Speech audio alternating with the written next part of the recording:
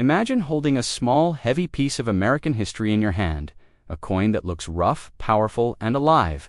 A coin born in an era when the United States was transforming from a frontier nation into a global force.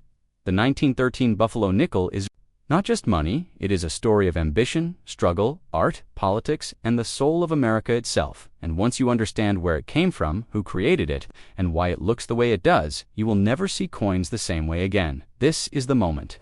When American coinage broke away from classical European designs and chose to represent its own identity, its own land, its own people, its own spirit, the 1913 Buffalo nickel arrived at a time when America was redefining its industrial power. Rising cities were expanding, railroads were cutting across the plains, and the memory of the Wild West was still fresh, but fading fast. This coin was created to preserve that disappearing world in metal forever, and behind its creation stands President Theodore Roosevelt, a man obsessed with strength, beauty, and national pride who believed American coins should look bold, heroic, and unmistakably American. Roosevelt pushed the U.S. Mint to abandon boring, lifeless designs and replace them with art that could inspire the public, and the Buffalo nickel became the ultimate result of that vision, sculpted by James Earl Fraser, an artist who grew up on the frontier and personally witnessed Native American life and the great buffalo herds that once thundered across the plains. Fraser did not imagine this coin, he remembered it. The Native American portrait on the obverse is not a single person, but a powerful composite of real chiefs, men who carried centuries of culture, wisdom, and survival in their faces, and every line in that portrait tells a story of pride, resilience, and loss, while the reverse shows the American bison, massive, grounded, unstoppable, symbolizing the raw strength of the nation itself. This was not just decoration. It was a statement that America honored its roots even as it moved forward. The year 1913 marks the first release of this legendary design, and also one of the most fascinating transitions in U.S. coin history, because it replaced the Liberty Head nickel, which had been in circulation for decades and had become associated with a famous scandal involving altered coins and fraudulent 5-cent gold pieces. The Buffalo nickel entered circulation amid public excitement, but also controversy, because its bold, high-relief design wore down quickly, dates faded, details vanished, and yet that very flaw turned ordinary coins into rare treasures. Decades later, collectors today hunt relentlessly for 1913 Buffalo nickels with strong dates, clear details, and original surfaces, because condition separates a common coin from a valuable artifact. And within the 1913 issue itself lies even deeper intrigue. With two distinct varieties, Type 1 and Type 2, created in the same year, because the original raised mound beneath the buffalo caused rapid wear and minting problems, forcing the mint to redesign the reverse mid-year, lowering the ground and sharpening inscriptions. This means that one year produced two historic designs, each telling a different chapter of the same story, and that single detail has fueled collector passion for generations. The 1913 Buffalo nickel also circulated through some of the most dramatic moments in American history. It passed through hands during World War I, the Great Depression, World War II, and beyond it, bought bread, newspapers, train tickets, and dreams. It jingled in pockets of workers, soldiers, farmers, and children, and every scratch, every worn edge is a silent witness to lives once lived. Today, when you find a 1913 Buffalo nickel, you are not just finding old metal, you are touching the heartbeat of early 20th century America. And this is why this coin commands such attention, reverence, and value in the collecting world, because it represents the perfect storm of artistic revolution, historical timing, political influence, cultural symbolism, and human experience. And in this video, we are going to peel back every layer of that story, from the mind of Theodore Roosevelt to the hands of James Earl Fraser, from the plains of the American West to the presses of the Philadelphia, Denver, and San Francisco mints, from everyday circulation to auction records that reach staggering prices. This is not just a coin story, this is an American story. And once you step into the world of the 1913 Buffalo nickel, there is no turning back. Close your eyes and imagine holding a small, heavy piece of American history in your hand, a coin that traveled through the noise of factories, the silence of frontier towns, the fear of war, and the hope of a nation still defining itself. This is the 1915 Buffalo nickel, a coin that is not just metal but memory, not just currency but culture, and if you truly understand this coin, you understand America at a turning point, because the year 1915 sits in a powerful moment when the old world was collapsing and the modern world was being born. While Europe burned in the fires of the First World War, the United States stood on the edge watching, building, producing, dreaming, and arguing about what kind of nation it wanted to be and write. In the middle of that moment, the Buffalo nickel passed from hand to hand, carrying with it a story deeper than its 5-cent face value. This coin was born from a revolution in American coin design, a rejection of cold, lifeless symbols, and a bold move toward art realism and national identity sculpted by James Earl Fraser, who grew up on the American frontier and witnessed the fading of Native American culture and the near extinction of the American bison. Fraser did not design a fantasy. He designed a farewell. The Native American profile on the obverse was a composite of real men, real chiefs, real faces that represented strength, dignity, and survival, while the massive buffalo on the reverse was inspired by Black Diamond, a real animal that lived in the Bronx Zoo, symbolizing the raw power of the American West. That was already disappearing by 1915. The frontier was officially closed, the buffalo herds were gone, and Native American nations had been pushed aside, and this coin became a silent witness to that loss. And that truth is what makes the 1915 Buffalo nickel so important, because it circulated during a time when America was transforming from a rural nation into an industrial giant. Factories roared railroads, stretched coast to coast, and immigrants poured into cities, looking for opportunity, and every one of those people may have held this coin. Workers used it to buy food, children used it to buy candy, shopkeepers stacked it in registers, and soldiers carried it in their pockets as the world moved closer to war in 1915. The U.S. Mint struck Buffalo nickels in Philadelphia, Denver, and San Francisco, each mint leaving its own subtle fingerprint on history, and today, collectors search for those differences, because each mint tells a different story of production quality, distribution, and survival. The Philadelphia issue with no mint mark reflects the heart of American manufacturing. Denver coins show the challenges of striking bold designs at a growing Western Mint, and San Francisco pieces reveal the heavy wear of commerce along the Pacific coast, where coins worked hard and rarely rested. The design itself caused problems almost immediately. The raised date wore down quickly, disappearing from circulation, forcing the mint to modify the design later, and making early strong date examples especially valuable today.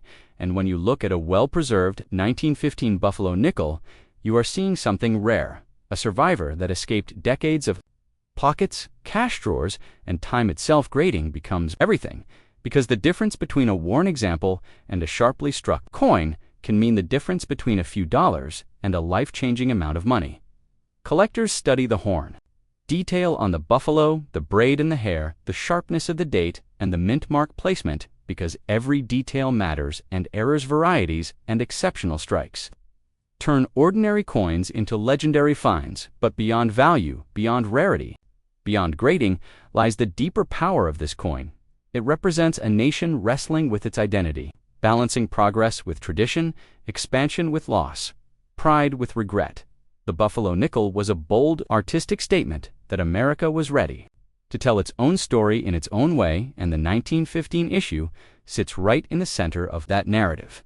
Before the war changed everything, before the Roaring Twenties, before the Great Depression, when optimism still lived alongside uncertainty, this coin does not shout, it whispers, and if you listen closely, it tells you about the hands that held it, the choices they faced, and the country they were building. And that is why the 1915 Buffalo nickel is not just something you collect, it is something you study, something you respect, and something that continues to speak more than a century later, because history is not always found in books.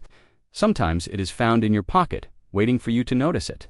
Imagine holding a small, worn 5-cent coin in your hand and realizing that it was born in 1919, at the exact moment America was stepping out of the shadow of World War I and into a brand new century of power, industry, struggle, hope, and uncertainty.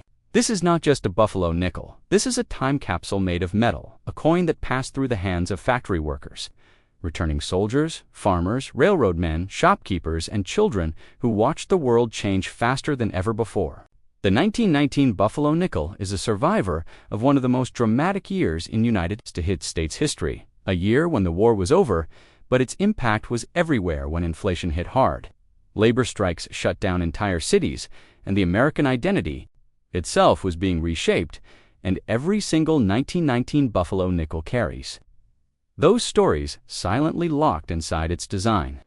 It's metal, and it's where this coin was created during the height of the Buffalo nickel series, officially called the Indian Head nickel, designed by sculptor James Earl Fraser, a man who wanted American coinage to finally look American, not European, not classical, not borrowed, but raw, bold, and honest.